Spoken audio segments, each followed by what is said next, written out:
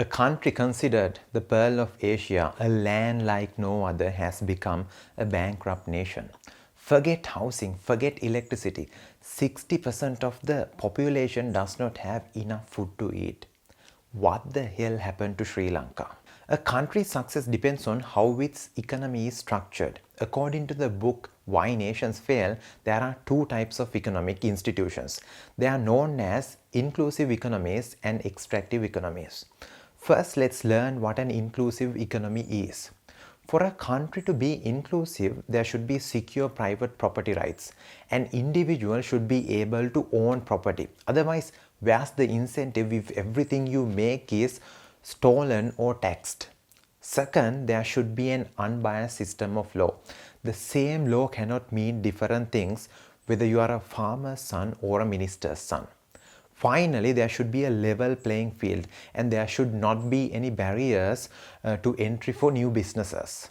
When these three things are there, we call such economies inclusive economies. On the other hand, we have extractive economies. When there's no secure private property rights, when the law is biased, and if there's no level playing field for businesses, such economies are considered extractive. The best example is South Korea and North Korea. South Korea is an inclusive economy and North Korea is an extractive economy. It's the same people, the same culture, the same land, yet these two countries are worlds apart. Now, this begs the question, who decides whether the country's economy should be inclusive or extractive? That's where politics enter the picture. Most of us talk about this country's economy as a standalone subject, but politics defines how a country's economy is structured. Politics is where the rules are made that govern a country. When it comes to the distribution of political power, there are two types. If the political power is distributed among many, when there are constraints in using political power, we call it a pluralist society. Pluralistic societies lead to inclusive economies where everybody prospers. On the other hand, if the distribution of political power is narrow and there are no constraints when using political power, such societies are called absolutist societies. Absolutist political institutions create extractive economic institutions. Now let's apply what we have learned so far to Sri Lanka. Let's look at the previous government. Gotabaya Rajapaksa was the president. His brother Mahinda Rajapaksa was the prime minister. Basil Rajapaksa was the finance minister. And it doesn't stop from there. Chamal Rajapaksa, Namal Rajapaksa and even Shashindra Rajapaksa, they were all ministers. 75% of the entire government budget of Sri Lanka was under one family, the Rajapaksa family. Let me ask you a question. Is the political power broadly distributed or is it concentrated among a very few in Sri Lanka? It's easy. The political power is not broadly distributed. It's concentrated among a very few powerful individuals in Sri Lanka. Now, what happens when the political power is concentrated? They start to abuse that power. They get their friends and family involved in all the top positions in the government. Every government project will be granted to their friends. The so-called entrepreneurs we idolize in this country, they are just a bunch of cronies of those who are in power. From top of the pyramid to the bottom, there's corruption and there's nepotism. This abuse of power leads to extractive economic institutions. Those who are in control start to extract wealth from the society. Name one minister who's not ridiculously rich in Sri Lanka. Who owns the hotels? Who owns, who holds all the permits? Who holds all the liquor licenses in this country? Who owns half of the businesses in this country? It's the politicians and their friends and family. A group of elites become rich while the rest of us suffer. That's what happened to Sri Lanka. Our leaders and their cronies robbed us for 74 years.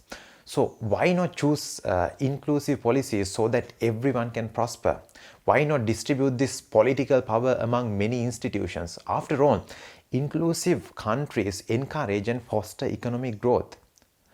They don't do it because inclusive economics and extractive institutions cannot coexist.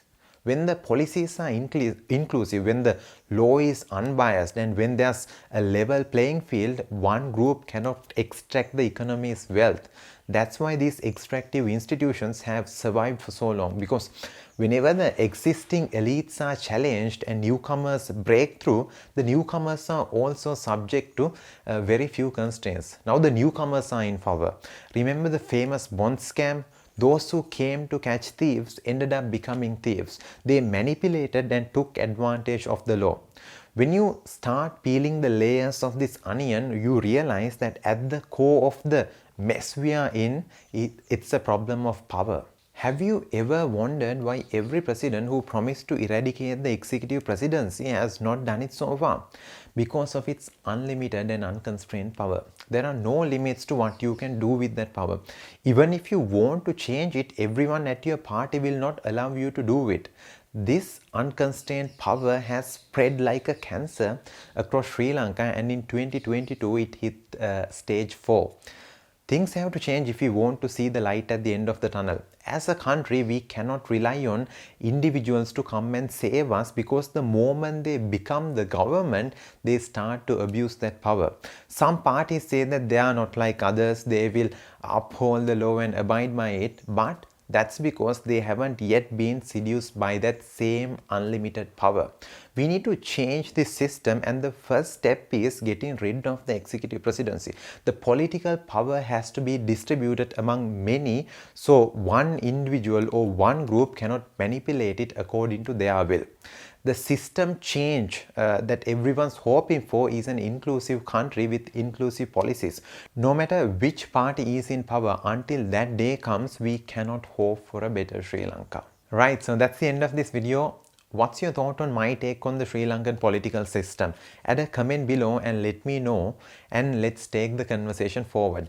During the economic crisis, I realized that this country's citizens should not sit and wait while others make decisions that would decide our future. We need to actively participate in politics, because if not, we will have to suffer for our inaction, which we realized during the crisis.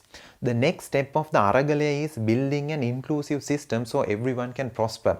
Let's unite and do our part. Otherwise, we will not have a Sri Lanka to be proud of. I'll see you in the next one. Thanks for watching.